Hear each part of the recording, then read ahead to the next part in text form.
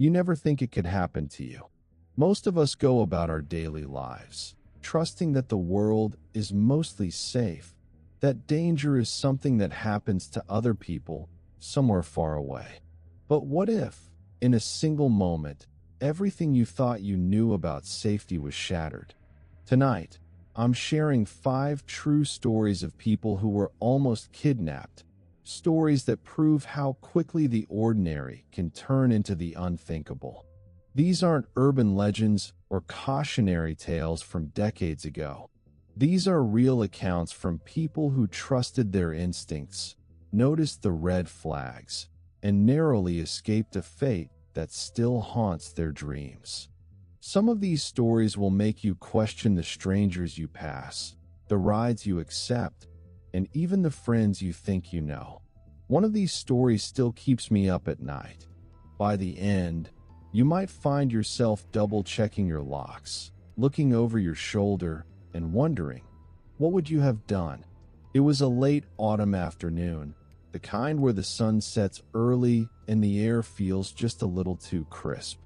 I'd stopped by the grocery store after work, my mind on dinner and the long list of things I still needed to do before the day was over.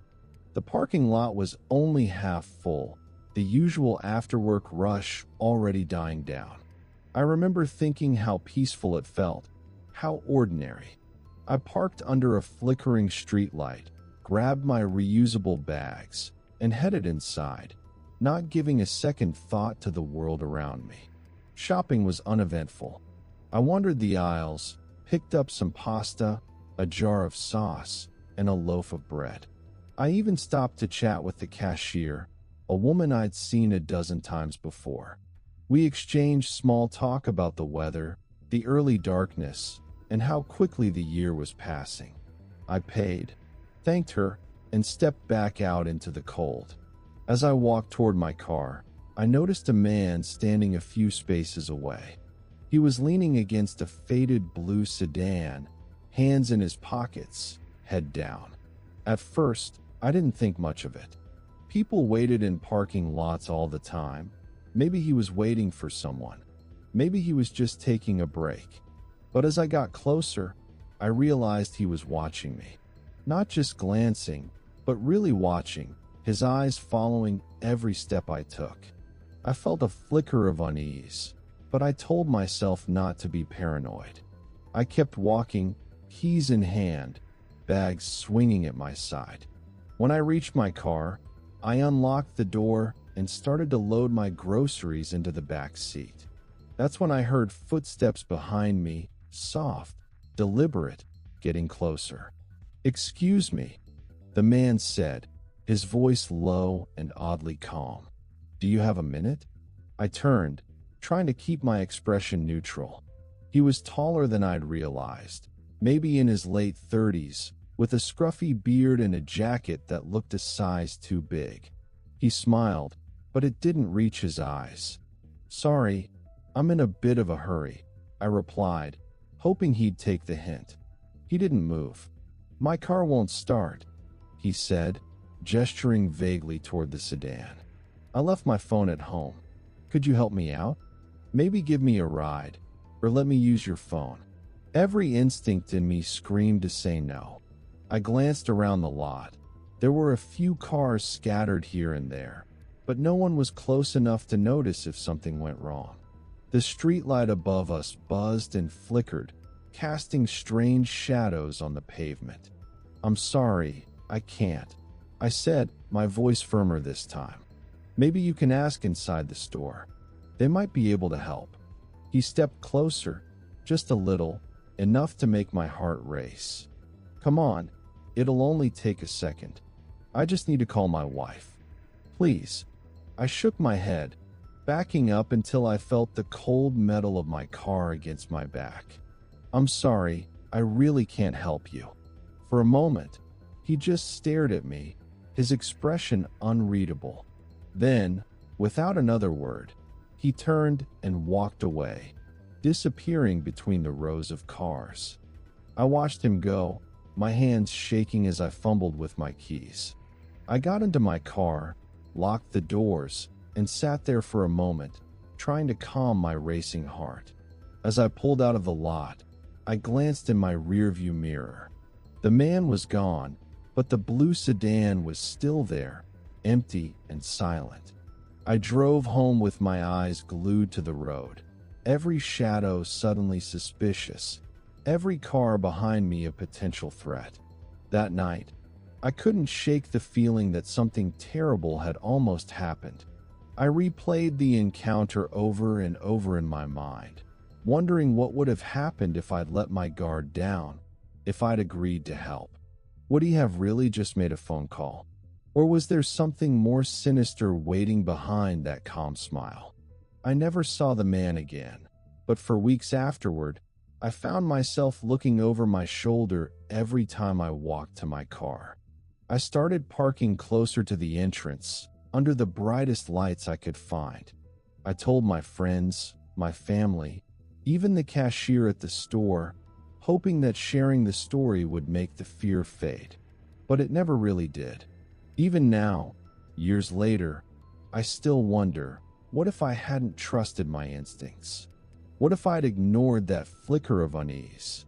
Sometimes, the scariest part isn't what happens, but what almost does.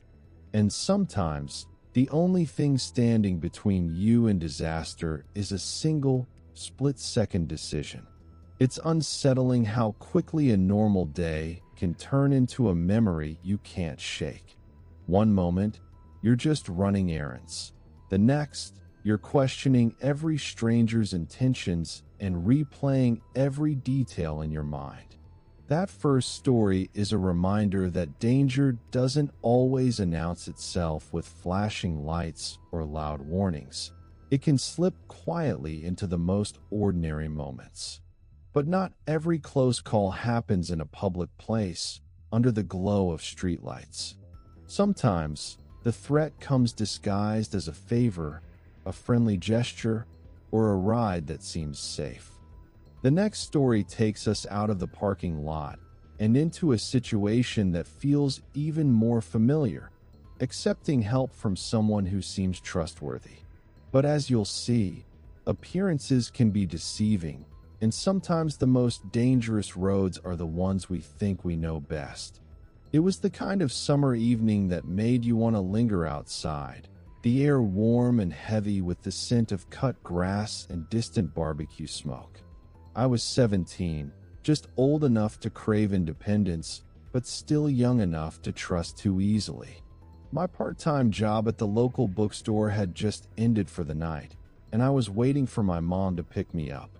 The parking lot was nearly empty, the last hints of daylight fading into a deep blue sky. I sat on the curb, scrolling through my phone, not really paying attention to anything around me. A car pulled up, a silver sedan I didn't recognize. The window rolled down, and a woman in her 40s leaned out, her face framed by curly hair and a pair of oversized sunglasses. She smiled, friendly and open, and called out, "Hey, are you waiting for someone?" I nodded, a little wary but not alarmed. "Yeah, my mom's on her way." She glanced at her watch, then back at me. "It's getting late. Do you want a ride? I live just a few blocks away, and I'd be happy to drop you off." I hesitated. She looked like someone's mom, the kind of person you'd see at a PTA meeting or in the grocery store. Her voice was warm, her smile reassuring. Still, something in my gut made me pause. I shook my head. "Thank you, but I'm okay. My mom should be here any minute." She didn't seem offended. "Are you sure? It's no trouble at all. I'd hate for you to be out here alone." I glanced at my phone, pretending to check for a message. "I appreciate it, but I'm fine. Really." She lingered for a moment, her smile never faltering, but her eyes seemed to study me a little too closely. "All right, if you're sure. Just be careful, okay? You never know who's out here at night." With that, she rolled up her window and drove off, her car disappearing around the corner. I let out a breath I didn't realize I'd been holding. Something about the encounter left me uneasy, but I tried to brush it off. Maybe she was just being kind. Maybe I was being paranoid. A few minutes later, my phone buzzed, a text from my mom saying she was stuck in traffic and would be there another 15 minutes. I sighed, shifting on the curb, and tried to distract myself with social media. The parking lot felt emptier than before, the shadows stretching longer as the streetlights flickered on. That's when I noticed the silver sedan again, parked across the street this time, engine idling. The woman was still inside, her sunglasses now perched on top of her head, watching me. My heart started to pound. I tried to convince myself it was a coincidence, that she was just waiting for someone. But the longer I sat there, the more certain I became that she was waiting for me. I stood up, slinging my bag over my shoulder, and walked toward the bookstore's entrance, hoping the light and the security cameras would make me less of a target. I glanced back. The car was still there, unmoving. I ducked inside, pretending to browse the window displays, but my mind was racing. Should I call my mom? Should I call the police? Was I overreacting? After a few minutes, I peeked outside. The car was gone. Relief washed over me, but it was short-lived. As I stepped back outside, I saw the sedan parked at the far end of the lot, partially hidden behind a row of bushes. The woman was gone, but the passenger door was open, and I could see movement inside. Panic surged through me. I ran back into the bookstore, breathless, and told the cashier, an older man I barely knew, that someone was following me. He didn't hesitate. He locked the doors, called the police, and stayed with me until my mom arrived, her face pale with worry. The police searched the area, but the car was gone by the time they arrived. They took my statement, asked for a description, and promised to keep an eye out. My mom hugged me tight, her hands shaking, and we drove home in silence. That night, I couldn't sleep. I kept replaying the woman's smile, the way she watched me, the open car door. I wondered what would have happened if I'd accepted her offer, if I'd gotten into that car.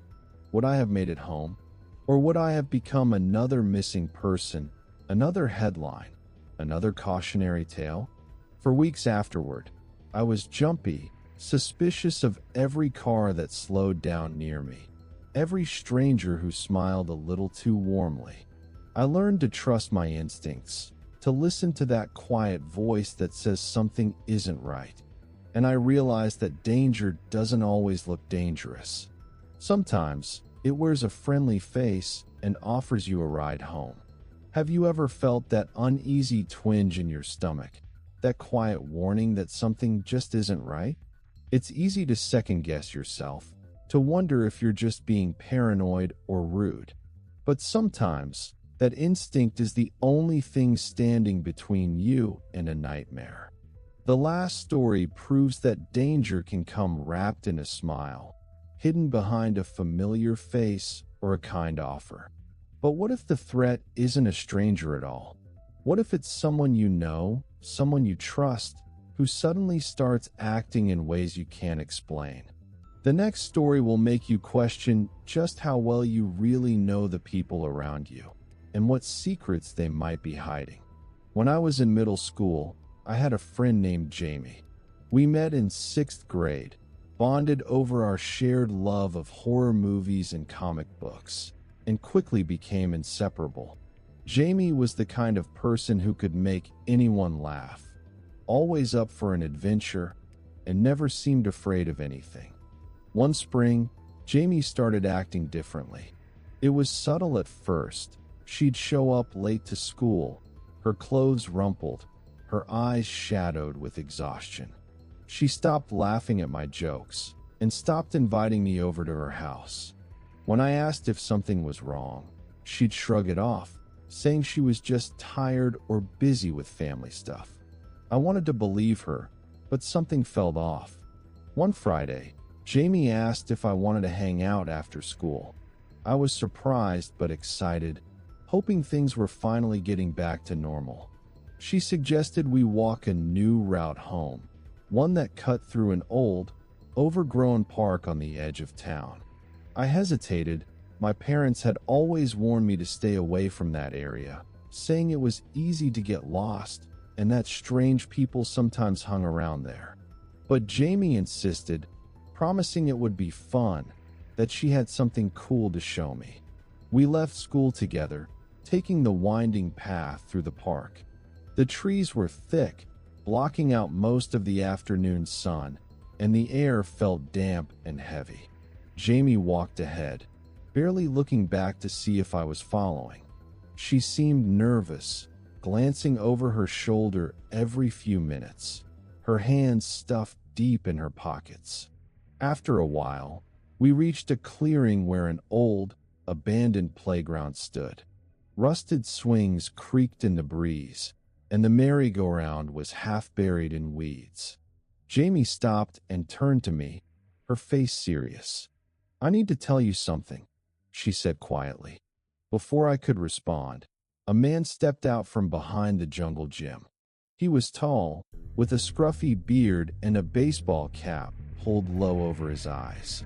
Jamie didn't seem surprised to see him. In fact, she looked relieved. "This is my uncle," she said, her voice trembling. "He's going to give us a ride home." Every instinct in me screamed that something was wrong. I'd never heard Jamie mention an uncle before, and the way she avoided my eyes made my skin crawl. The man smiled, but it was the kind of smile that made you want to run. "You girls ready?" he asked, his voice too smooth, too practiced. I took a step back, my heart pounding. "I think I'll just walk home," I said, trying to sound casual. Jamie's eyes widened, and for a split second, I saw fear flicker across her face. "Come on," she pleaded. "It's just a ride. My mom said it's okay." But I couldn't shake the feeling that something terrible was about to happen. I mumbled an excuse about needing to get home early and turned to leave.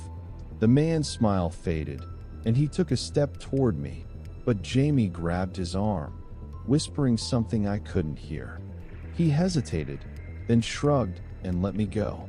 I walked away as quickly as I could, not daring to look back until I was out of sight.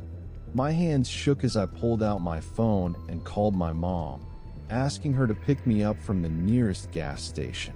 I didn't tell her what happened, at least not right away. I just wanted to get home, to feel safe again. The next day at school, Jamie wasn't there.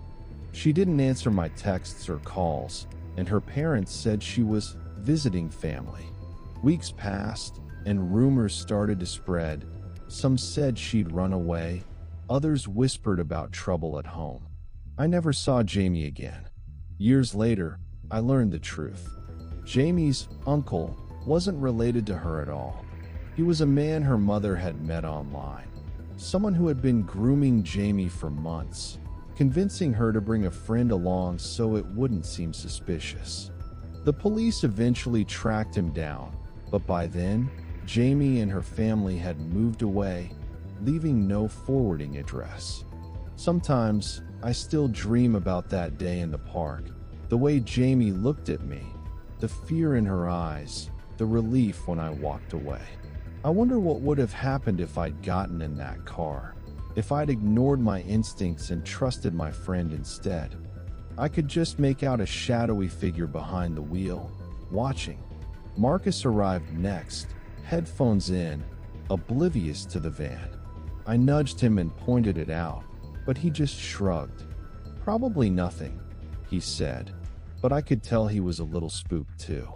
The twins showed up a few minutes later, and we huddled together, casting nervous glances at the van. The bus was late that day.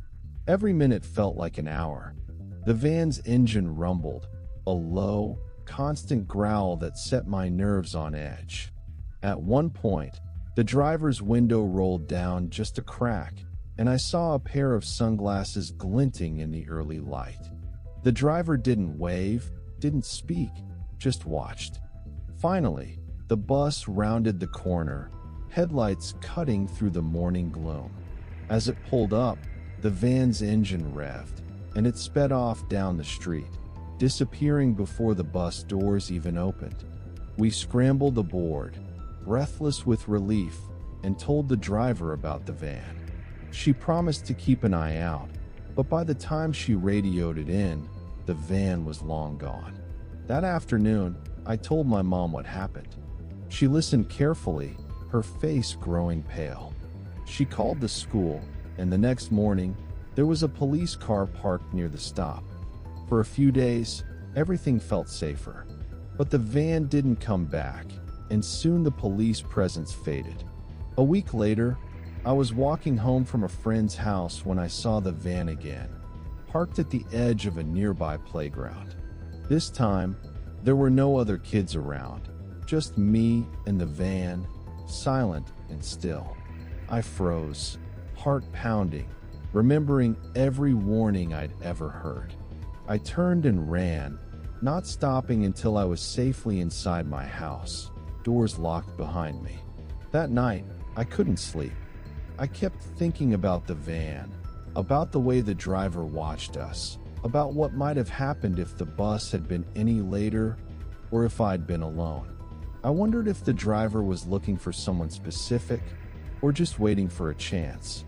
The next day, the police came to our door. They'd gotten reports from other parents about a suspicious van near several bus stops in the area. No one had been hurt, but a few kids had been approached, offered rides, promised candy, and told their parents had sent the driver.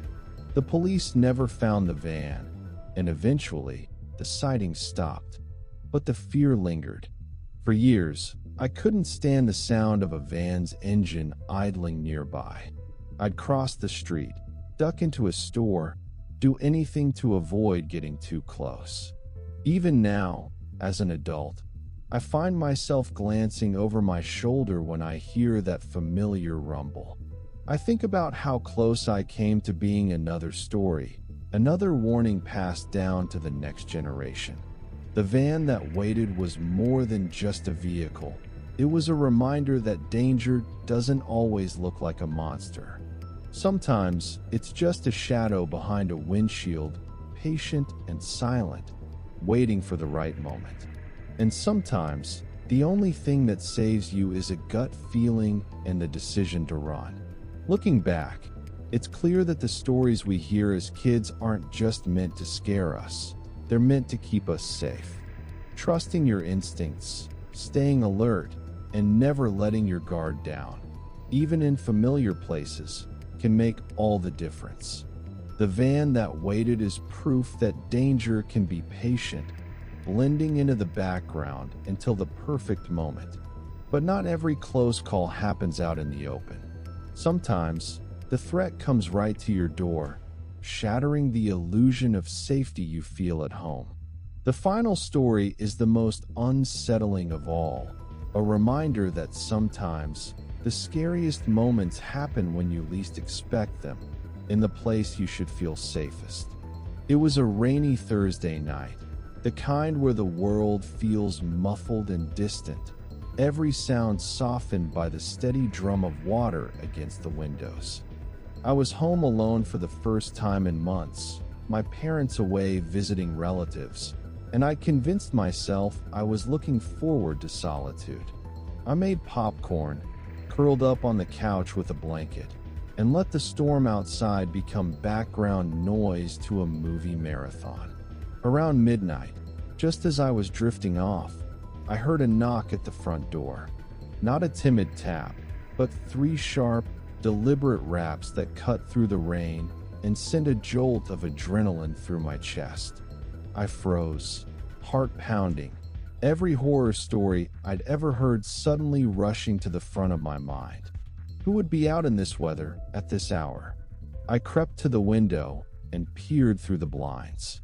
The porch light flickered in the wind, casting long shadows, but I could just make out a figure standing on the steps. A man, tall and thin, wearing a dark hoodie pulled low over his face. He didn't move, didn't call out, just stood there, waiting. I didn't answer. I didn't even breathe. After a minute, the knocking started again, louder this time, more insistent. My phone was in my hand before I realized it, my fingers shaking as I dialed my parents. No answer.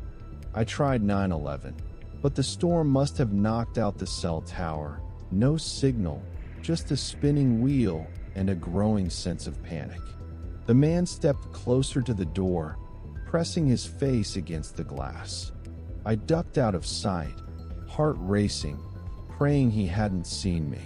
He started to jiggle the doorknob, testing it, then moved to the windows, peering inside, searching. I crawled to the back of the house, every instinct screaming at me to hide, to make myself invisible. For what felt like hours, he circled the house, tapping on windows, rattling doors, his footsteps crunching on the gravel. At one point, I heard him whispering, soft, urgent words I couldn't quite make out.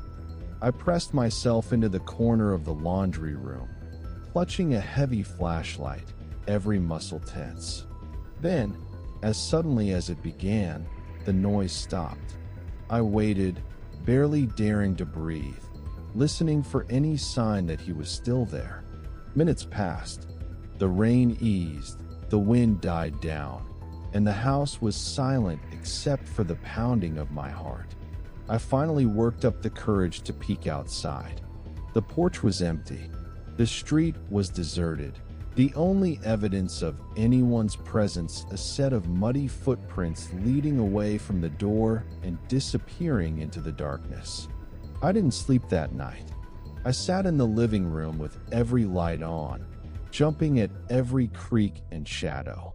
When my parents came home the next morning, I told them everything. They called the police, who found nothing, no sign of forced entry, no clues, just those footprints and a lingering sense of unease. For weeks, I was terrified to be alone. Every knock, every unexpected sound, sent me spiraling back to that night.